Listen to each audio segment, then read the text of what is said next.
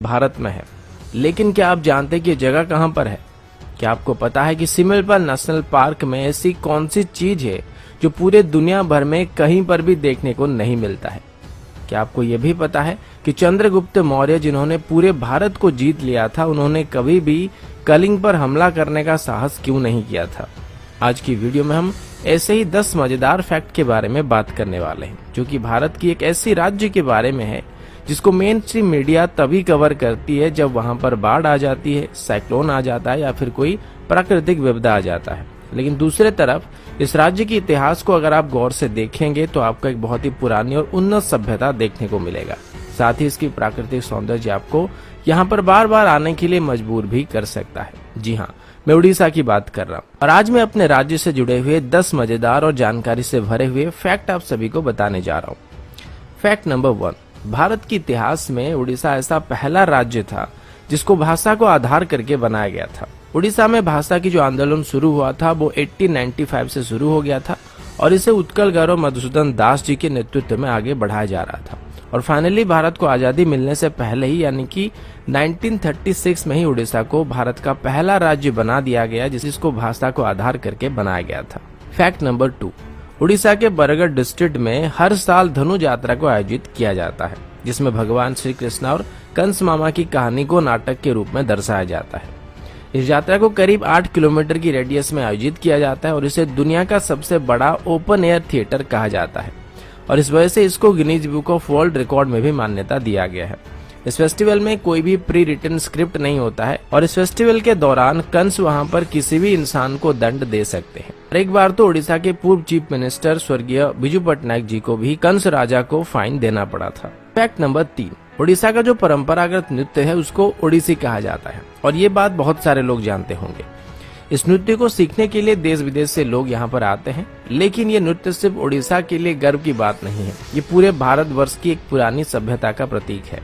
इस नृत्य कला के बारे में हमारी पुरानी संस्कृत स्क्रिप्चर्स नाट्य शास्त्र में बताया गया है और इसको भारत का सबसे पुरानी नृत्य कला में से एक माना जाता है। इसको मुगल रूल के दौरान या फिर ब्रिटिश रूल के दौरान सप्रेस करने की भी कोशिश की गई थी, लेकिन स्वाधीनता मिलने के बाद इसको हमने दोबारा रिवाइव करने में कामयाबी हासिल कर लिया था। फैक्ट नंबर 4, क्या आपको पता है कि ताजमहल के बनने से काफी पहले से ही कोणार्क टेम्पल को बना दिया गया था और सबसे बड़ी बात यह है कि इसको समंदर के अंदर बनाया गया था।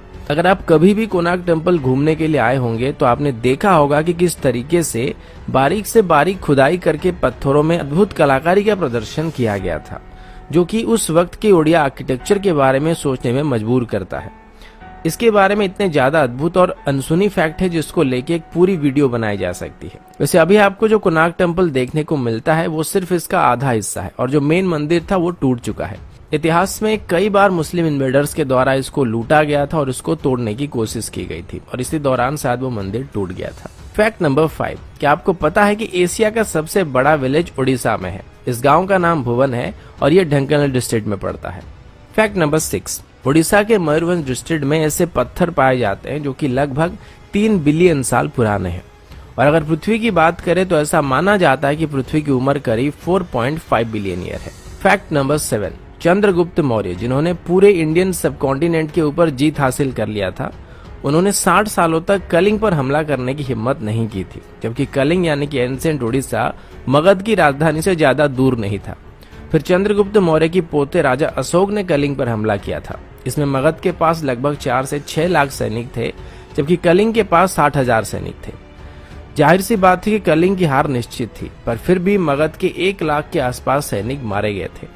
कलिंग के सैनिकों के अलावा बच्चे, बूढ़े और औरतें भी उस जंग में शामिल हुए थे और ये इतनी भयंकर लड़ाई थी जिसने क्रूर राजा अशोक के मन को बदलने के लिए मजबूर कर दिया था और उसके बाद उन्होंने बौद्ध धर्म अपनाकर उसके प्रचार और प्रसार करने का काम किया था।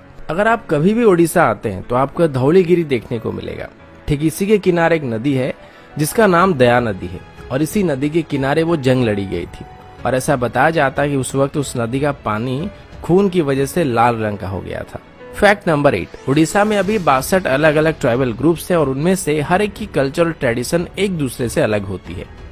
फैक्ट नंबर 9, आप सब सिमिलपाल नेशनल पार्क के बारे में जानते होंगे जो कि रॉयल बंगाल टाइगर्स के लिए फेमस है। लेकिन क्या आप जानते हैं कि यहाँ पर दुनिया की सभी प्रकार की ऑर्चिड पाए जाते हैं और पूरे दुनिया भर में कहीं पर भी ऐसी जगह नहीं है जहाँ पर ऑर्चिड की सभी वैरायटी पाई जाती हो। Fact number 10। अब उड़ीसा की फैक्ट के बारे में बात चल रही है तो जगन्नाथ धाम पुरी के बिना ये वीडियो पूरा नहीं हो सकता है। इसको 4 धामों में से एक कहा जाता है और हर एक हिंदू अपने जीवन काल के दौरान यहाँ पर एक बार जरूर आना चाहता है। यहाँ पर हर रोज हजारों लाखों लोग आते हैं और जगन्नाथ टेम्पल का जो किचन है उसको दुनिया का सबसे बड़ा किचन कहा जाता है। यहाँ पर 200 चूल्हे और करीब 400 कुक यहाँ पर रोज खाना बनाते हैं। यहाँ पर खाना बनाते वक्त 7 मटकों को एक के ऊपर एक करके रखा जाता है और सबसे पहले ऊपर वाले मटके का खाना तैयार होता है और सबसे अंत में नीचे वाले मटके का खाना तैयार होता है जो कि चूल्हे के ऊपर बैठा होता है। औसतन यहाँ पर हर रोज 10,000 लोग खाना खाते हैं, लेकिन मंदिर में जो खाना बनाया जाता है उसकी क्वांटिटी साल भर सेम रहती है।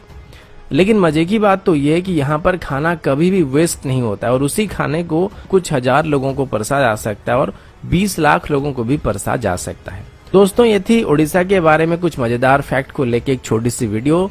आशा करता हूँ वीडियो आप सभी को पसंद आया होगा।